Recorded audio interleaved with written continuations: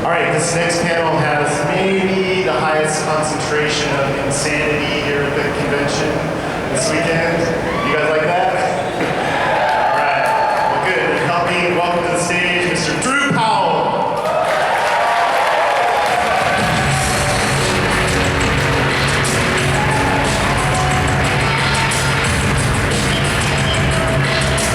And now Miss Erin.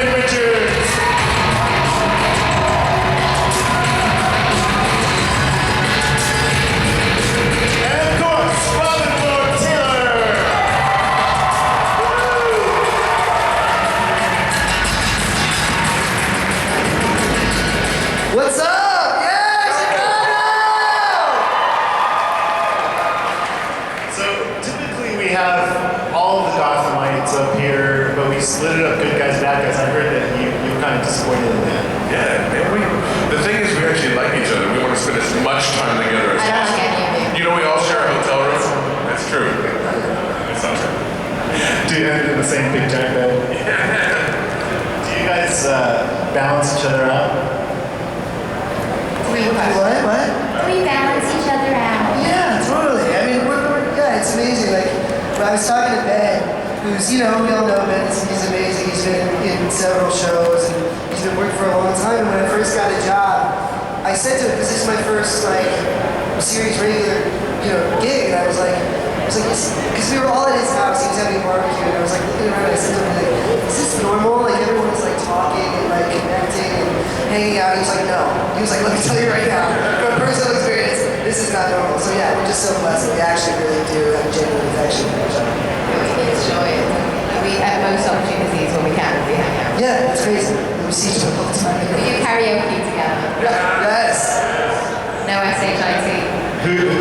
My karaoke song is Toto Africa. Dun, dun, dun, dun, dun, dun. What's your karaoke song, Powell? Well, that's a good question. You cannot go wrong with a little bit of Sinatra. So, good words. I had a few. A few. But then again, too few to mention. Just kidding.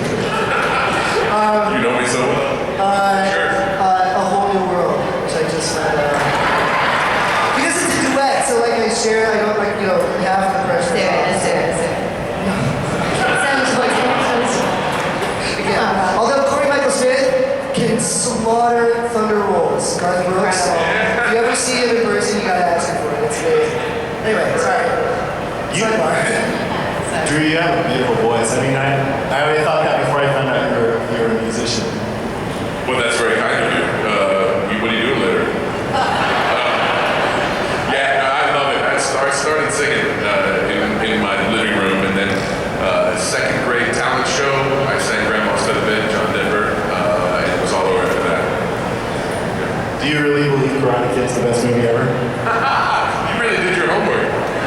Yeah, that's a long story, but we'll explain that. It's a song. It's a song, yeah. Okay, I'm going to pass it out to the audience in a second, but I just want to mention that I binge watched Gotham over the last 4 to 5 days, and it kind of messed with my head a little bit. Is that why you got the twitch? It's about, I think it's all about corruption, decay, chaos, and dark, and I love it. You know, Walking Dead is my show, so I just love it. So, but why, do you agree with what I just said, and also, why do you think people are so attracted to that kind of thing? I definitely agree with what you said. I mean, I think our show is a lot about how an environment can shape a personality, and the environment, of course, in our show is Gotham City.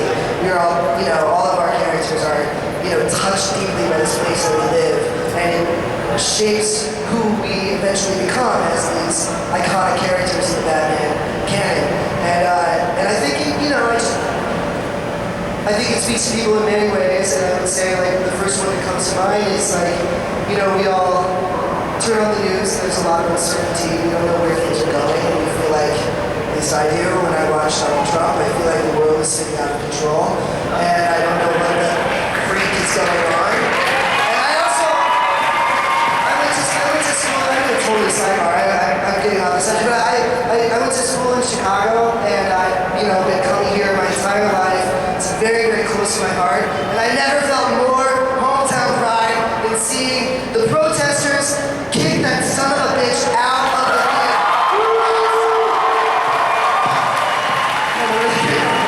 Don't miss a shot down there. Anyway, thank you very You much. should run for president. Yeah. Oswald for mayor. Thank you. That's all my character research right there. Not to dwell on it, but he really could be right out of Gotham. Absolutely. No, we said that at San Diego Comic Con. Some kid came up and asked a question. He was like, who's the best villain in Gotham City? I said, Donald Trump. Well, I actually did tweet Drew once about he should be the new villain on Gotham. Oh yeah, no doubt, no doubt. Sad. Makeup budget for the orange will have to like really increase. So. Man, that sounds Okay, just one more question I gotta ask you guys. What do you think of the whole Batman? I know you've been asked this a lot, Ron, but Batman vs Superman and the DC Universe cinematic and all that. What do you think of it? I think that Ben Affleck is going to be a fantastic Batman. I don't know how anybody else feels, but I felt like he was like, when that news was first announced, I felt like he was like completely unfairly maligned. I have no idea. I mean, for anyone to follow the footsteps of Christian Bale, I mean, there's a lot to take on. But I mean, I think he's just going to be fantastic. And of course, Henry Cavill, as we know, is an amazing Superman. I'm really excited. And we're going to go see it, aren't we? We're very lucky to go to the premiere. Awesome. Sunday, so we'll report back individually to each of you about how that goes. Okay, let's kick it out to you guys. Hi, how are you doing, sir? What's your name? Will we see the Batman in Gotham? I don't think we will, because it is an origin story, and it is essentially the story of Bruce Wayne and how he became Batman. So it's everything that happened before that. But, you know, I think, like, ideally, if to watch, we'll get all the way right up to the point, you know, right up to the point where he's about to put on a cape. And I think that's, you know, it's exciting because then we don't have to live up to people's expectations on, again, like what Ben Affleck went through. Everyone has this idea of who Batman should be playing and who should be doing it. This way we kind of relieve ourselves from that pressure. So we're going to show everything right up until that moment. That's at least what I think. Just so David gets some meat on his bones, but We're gonna. thank you. Hello. Do you guys snap anything from behind the scenes sets? That's such a good question. All the time. That's such a good question. Oh yeah. Don't tell anybody, bro. What's your name? Hey, Justin. Between me and you, I've got a bunch suit in my closet. Shh. That's between me and Justin, bro. I took the clock from Barbara's apartment. I didn't, it's too big. 8 feet across. When I found out they were taking, because they took down Barbara's apartment, and they took it down at the end of series 1, and I found out at the beginning of series 2 that it wasn't there anymore, and my mother was like, why didn't you take all of the furniture? All of it. It was all really expensive furniture that I don't own anymore. Okay, well, I took some things that are coming up in the next couple episodes I don't really want to say because it's kind of a spoiler, but you know, okay man, I took a newspaper and I took certificates and that's all I can say. But yeah, and it's framed on my wall. Actually, I put something on to the Gotham sets. So, but did you not know in my apartment in the first series, in Barbara's apartment, the pictures were my grandparents getting married. Yeah, my mum's side. Yeah, they're brilliant. They're beautiful black and white pictures, so they would put those around the place as like Barbara's grandparents. So very nice. There you go, guys. Sounds good. Robin, do you like playing Oswald as the king in charge, you know, with his minions, or in Arkham flailing around out of control? Yeah, I like it. Obviously, I like it both. Like as an actor, you want to play the full spectrum of emotion and experience, you know. And that's what I love about the show. It's like, you know, especially the hustle, like it's up and down and up and down. It's crazy. But I would say I mentioned this before last weekend when we were together in Dallas. It's really interesting that like when Oswald is like kicking butt and taking names, like I come home from work and I could be working like 15 hours straight. I come home and I'm like the adrenaline is still going and I'm like, let's go out, let's party. You know what I mean? And then, recently, we've been shooting these scenes where he's in Arkham and he's just being consistently beaten down and like, it's I come home and I'm like, yeah, I don't know, I feel like today was kind of bad and I don't know why do I feel this way? And it's like, oh, because I spent all day with people like torturing me, so yeah. But so for my own personal life, it's probably better when he's like in charge and kicking butt, but yeah. I have the same question for both of you too. I mean, you spent a lot of the series under other people's control, and now you're the king. So, which one do you like better? Oh, it's good to be king unless you're the king of Gotham, because that doesn't last very long, as we've noticed. But it has been fun. I think the scene 2 weeks ago, our second half of the second season, whatever, I don't know, it's so confusing. But when we came back, the mid-season premiere, thank you. Can you finish the rest of this answer for me? It's been a long weekend. I thought it was kind of neat how Tabitha and Butch came together because, as I thought about it, Butch has always been a loyal partner to whether it be the fish or the penguin, and Tabitha was always with Gallagher, so they kind of felt weird being out on their own, and so the fact that they've come together, and some of the stuff that comes up in the upcoming episodes is kind of fun. So yeah, it's fun to be king for a while, but I'm not stupid enough to think that's gonna last. Are you gonna get any more sugar? Any more well? Any more sugar? Well, stay tuned. It's pretty exciting. And Erin, you're the best. I mean, you're so good at that, at being insane and. I never know what day it is. So. Yeah, like how do you? I imagine that's more fun. I imagine that's a lot more fun. But how do you get into character? I do a lot of listening to good music. So like dark stuff, like Queens of the Stone Age. I mean, they're not that dark. I'm not talking like heavy thrash metal, but Queens of the Stone Age got a fan. Just stuff like that kind of has, the Drive soundtrack. Do you remember that film, Drive? That soundtrack is particularly good. Yeah, that's Barbara's jam. So, what was his name, the lead guy? Ryan Gosling. Yeah. Weird, Barbara really likes Ryan Gosling, no one else. I'm shocked. Yeah, what? And I can tell you, without giving anything away, Barbara's got some great stuff coming up that was fun to watch. She does. Yeah, I loved your interaction. Well, you were kind of in a coma, but with Dr. Lee, where she just came in and just Oh, I know. moved your face around. Originally that was a slap. That was going to be a slap in her face, but I don't think we did anything else, which is a shame. I don't think we even filmed it. Yeah, she just did a grab. I think we thought a slap might be a bit intense, but it was fun. I love playing stuff with Marina. She's so fabulous. All right, we're on this end, right? Hi. Hi, I'm Marina. I don't know if you guys will be able to answer this, but when they originally cast Cameron as Jerome, did they plan him to be the Joker? Is he the Joker? It's definitely, I don't know how to answer it. Because we don't even know. I mean, many things could happen. They don't really tell us that much either. I mean, I think that was always the intention, is that we are illustrating an aspect of the Joker's origin. Now, whether or not Jerome ends up being the actual Joker, or if he inspires others to become the Joker, that's remains to be seen. But I can't say enough how much respect we all have for Cameron Monaghan. His dedication and really just the guts that it takes to step into that role was just amazing, and he just absolutely knocked it out of the park. So, and he's in Indian Hill. There was a little Easter egg in the last episode, so you never know. Shameless doesn't shoot all year round, so who knows? I don't know. Yeah. Who likes Cameron's Joker?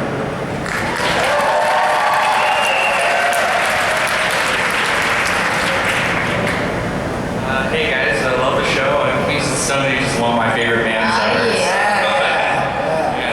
Queens of the Seven is fantastic. is for Robin. How many different walks did you have to try out for the Penguin before finally settling on the one we see you do today? Right. It wasn't really a different walk, but like, you don't, I didn't know how it would look on film. I mean, I did some research about the week leading up to it. I talked to our stunt coordinator, who's well versed on bodily injury. He put me in the right direction. I talked to our on-set medic as well, and he told me a couple things. And then finally, the day of the shoot, I had come in. I'd been limping around my apartment, right, for about for that whole week. And I come on, and our executive producer who's also directing the pilot, Dan Cannon, and he was like, so what have you got? And I was like, okay. And then I showed it to him, and he was like 30% less. And I was like, copy that. And that's what it is. So yeah, it was pretty seamless, but it was nice to have an outside eye to tell me how, whether it was too big, which it was, and so that's how we landed on it. Cool. Keep up the good work. Thank you very much. All the best to you, man. Thank you. Were they looking for portly guys to play the Penguin? They looked at all types, yeah. I mean, it was, we were all generally the same sort of height strata, we were all pretty short guys. But they weren't too married to to a specific look. The biggest note that we got for the book, because when we initially went in, we didn't really know exactly what characters we were auditioning for. They had written like a fake scene and all that. But once we knew what the character was and we were coming in for the callback, for the test, they made sure to hammer it home like, this is not Danny DeVito, this is not Burgess Meredith, this is something totally different. With not to say that what they did was wrong, because it was absolutely right. Like Burgess Meredith and Danny DeVito, absolute geniuses. But they were very clear about saying, no, we're telling this story, and we're not adhering to the previous incarnations. Yeah. Well, you knocked it out of the park. I said you knocked it out of the park. Oh, amazing. You did. What if they asked you to gain some weight and get fat? What would you say? I would say no. I would say, I already have high enough cholesterol. I don't think my doctor would allow it. I would say, let's invest in a fat suit. Okay. Or you could just stay in Chicago and eat all this great food. Copy that. Give me some deep dish. Oh. Hi, sir. Hi guys, I have a question for you and then like a small question for Robin. Okay. First question is, how does it feel to play probably one of the more darker, insane villains rogues gallery in comic history? A privilege, definitely. I mean, I think Barbara's a little less kind of well-known in terms of the characters, and I'm really glad that they took her in this dark direction. But yeah, kind of sort of touching on what Robin said earlier, like to play the darker, kind of more, I don't know, animalistic, in-control versions of these characters, for me, is where the real kind of joy lies, because you do feel like this kind of energy that then translates right through to the end of your day where you want to go out and have a lovely time because you're just like really pumped up. So yeah, I just feel really, really lucky. That's how I feel. Does it ever, I just want to follow up, does it ever surprise you how it comes out? You know what I mean? Do you kind of know what it's going to look like when you deliver a line, or are you surprised by what comes out? When I see it on the screen afterwards, you mean? No, like or just like in getting the the moments. Yeah, I guess so. Yeah, I try not to plan too much how a line's gonna come out. I've done comedy before in my career. I was in a show before Gotham that was a comedy show, and that to me takes a lot more planning. Like, have you guys done comedy? Yeah. Comedy, yeah. You kind of you're sort of crafting a little bit more there because it's about timing and stuff. But when you do this kind of work where it's all a bit more about reacting in the moment to the other person. I mean, comedy's that as well, obviously, but it feels like I let go of any previous decisions that I make and sort of trust the instincts of the moment, the character. And we're so fortunate to have an amazing cast because you don't want to come to work with this preconceived idea about whomever you're in a scene with, because I come in and I work with Erin, I work with Drew, I work with Ben, Corey, all of these people, and they bring surprising, like their line readings are so singular. It's only something that Erin could bring to it.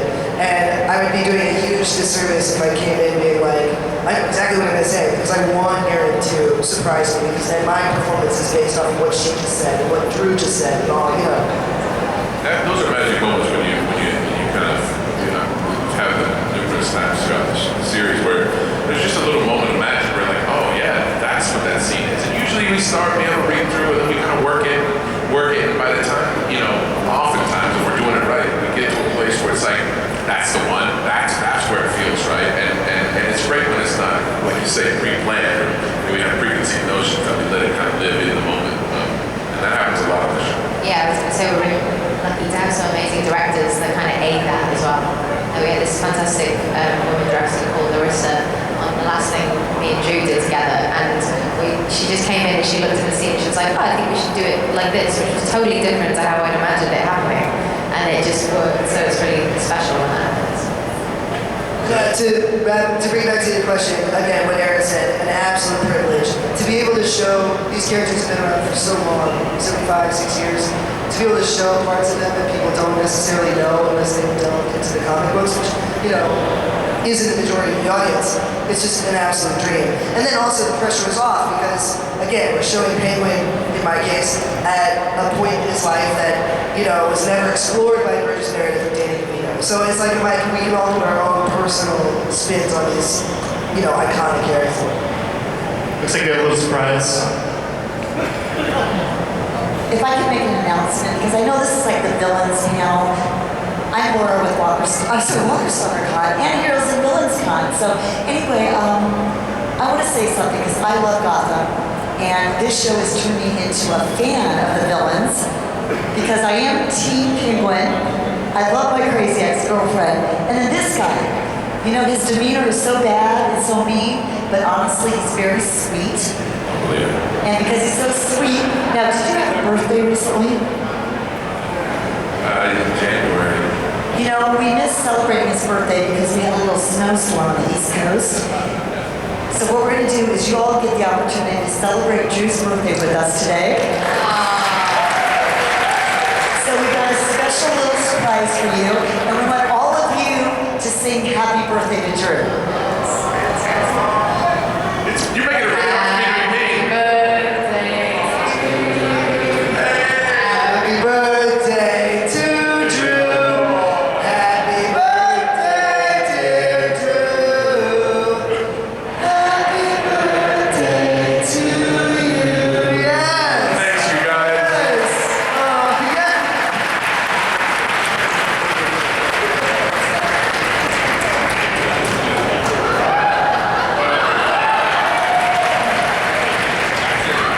It's good. Thank you, Laura. Thanks, guys. That's very sweet. 21 years old. Over here. Hi, my name is Danny. Robin, do you think the umbrella as a gadget prop will ever come into play? Absolutely. I'm absolutely sure. I don't know how, I don't know what kind of prop it will be, but I'm just really pushing for the umbrella copter from Batman Returns. Baby can fly! yeah. But yeah, it's definitely going to come back in. So. Looking forward to it. Wonderful. Thank you so much. Take care. Laura mentioned she's on your side. She's Team Penguin. Penguin's a psychotic killer, but I feel like just about the whole audience is on your side. Why is that? Because he does it right. I don't know. It's like, it speaks to the mental health care. In the United States. No, it's a very similar thing I think with all of the villains is that,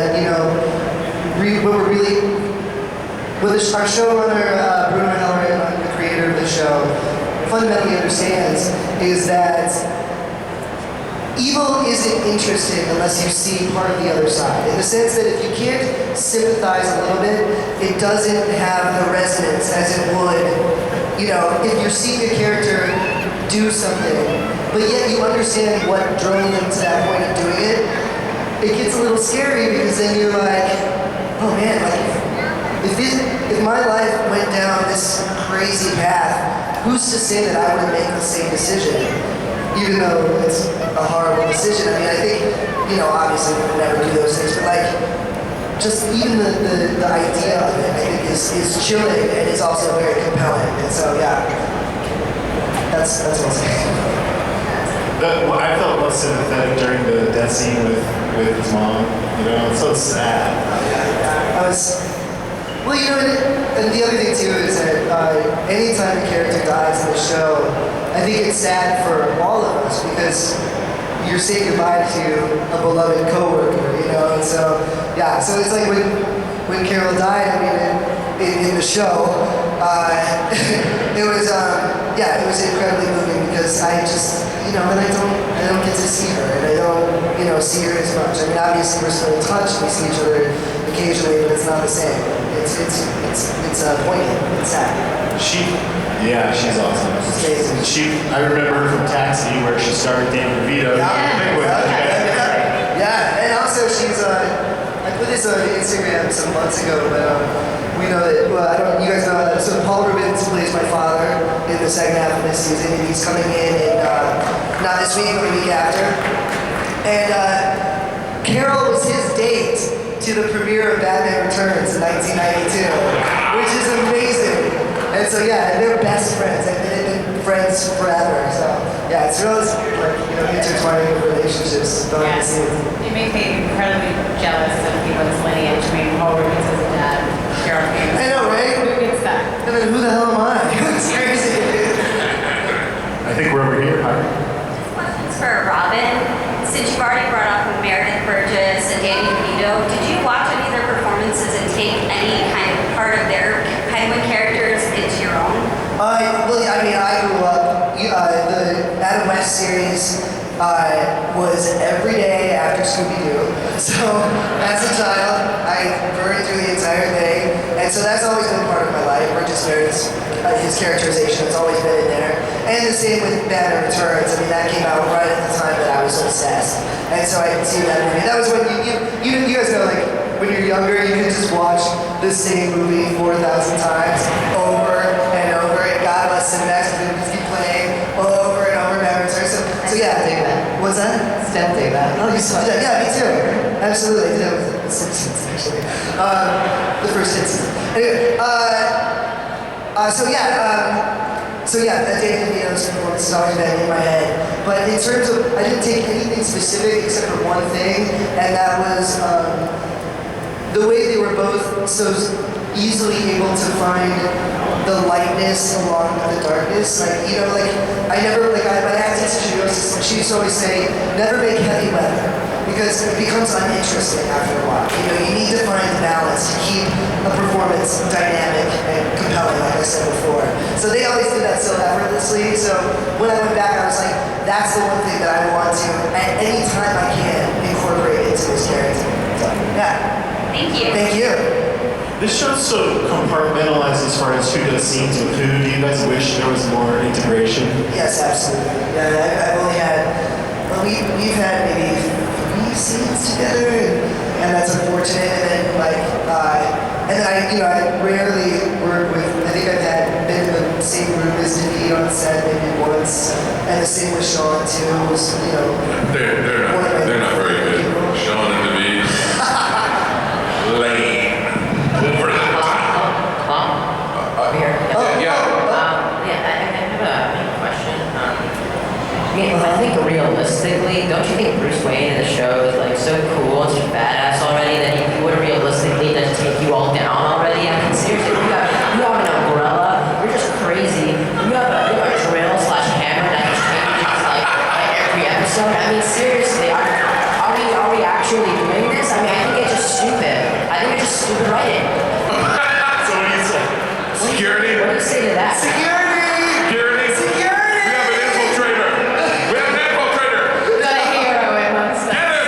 Get him. Can you answer my question? I think that was such a good question that you need to come up here and join us. Yeah. Come up here, son. Yes!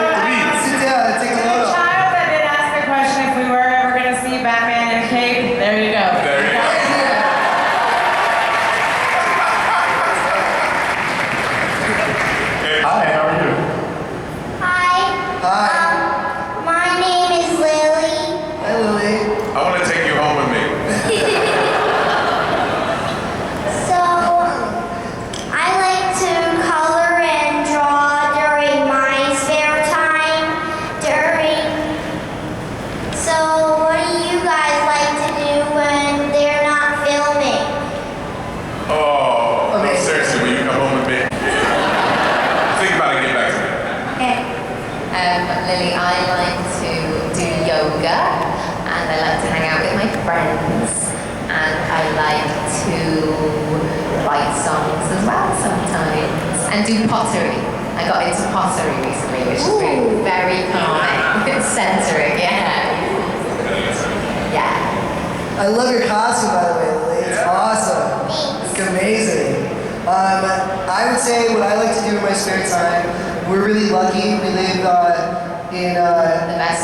the second best city in the world. Erin. Third best after Cardiff in Wales, then Chicago. Oh, copy that, okay. No, so I just like to walk around New York City. I really do. I get a lot of inspiration by the people that I see out on the street and just the city in general. I feel like I'm in Gotham, so yeah. Thank you so much. Thanks for your question, Lily. Where did David go? I don't know. Batman's always just disappearing. Just gone. He's gone. I have a question for Derek and Robin. Yeah, what's up? And then after that, I have a question for Penguin. That's Why do you- totally different people. Why do you guys always put the dead people in the boxes and then put them in the pond? Robin. Because otherwise they'd just be like hanging out. Right, it's floating to the surface. So. I think you might have stumped us. Wow, I really stumped. Why do you want to know that? Yeah, you get any idea? Yeah, where would you like us to put them? What's your next question? My next question is, Penguin, do you want to see the big villain forever? Yeah, sure, why not? No, I mean, I would love to, I love my job, I love my coworkers, I wish I would spend the rest of my life with them if I could. So, as long as it's right, it's going, I'm on it for the long haul, so. Toot yeah. toot. Toot toot, exactly. Thanks, man. Thanks, dude. Hello. Hi, my name's Asher. I'm assuming you all have read comics to inspire you as your performance in the show. What comic storylines would you guys like to see for your characters on the show? I touched on this earlier, maybe not delicately, but I think it would be fascinating to see some kind of run for office for Penguin. I think that would be, especially in the current political climate, I'm going to be very judicious about my words. I think it would be really interesting, so yeah, that's my vote.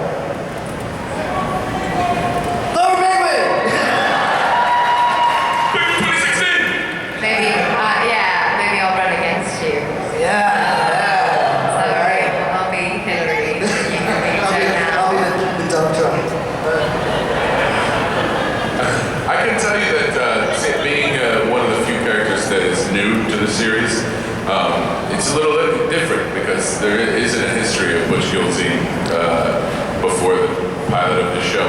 So I sometimes think about, because it's an origin story, maybe Butch becomes one of these villains, to come, and that's fun to think about. I mean, I don't know if that would ever happen, but I like that idea. Particularly one of the villains that never dies. It's good job security. Drew, what accessory would you like most on your hand? Oh, that's a great question. I want a hand cannon. Wouldn't that be the greatest? I'm still voting for the tiny chainsaw. That's what I want. Hey, by the way, here's a funny little fun fact. This is really going deep, but I don't know if you remember that scene where I'm pitching Gallivant. I'm like, listen, can you take me on? And I've got Tabitha, and I've got Barbara there. And there's this, Barbara says he was very mean to me one time. And then there's this moment where she slaps the couch. It's like, I know, a tiny chainsaw, right? Or whatever you say. That was a callback to the first season when Butch has got Barbara tied up, and I do the same thing, which I thought was very clever. Go back and watch it. Go back and watch both seasons now. See if you can find that. That was my idea. It was very good. I love that. Yeah. Thanks, guys. All right. Thank you, man. Thanks. Hey guys, I'm Mike. I got a What's up, question for Mike? Robin. What's up? So, with the comics, for any specific comic series, that's where I want my Penguin character to go. In which comic series from the Batman universe is your favorite? Oh man, Well, I would say the actual book itself that spoke to me, or the comic that spoke to me the most, the creative character was Penguin Pain and Prejudice, and I thought that was incredibly valuable for me because it showed where he came from, and then also showed the insane depravity to which he ends up. And honestly, I'm gonna say that in terms of where I would like to see it go, like just because it's, again, like we're incorporating a somewhat sympathetic vibe to this characterization of Penguin. He gets to the point eventually where every shred of humanity is scrubbed away from him. And I think, eventually as we go along, I would like to embody or get this penguin to that point. So yeah, the Penguin Pain and Prejudice all right.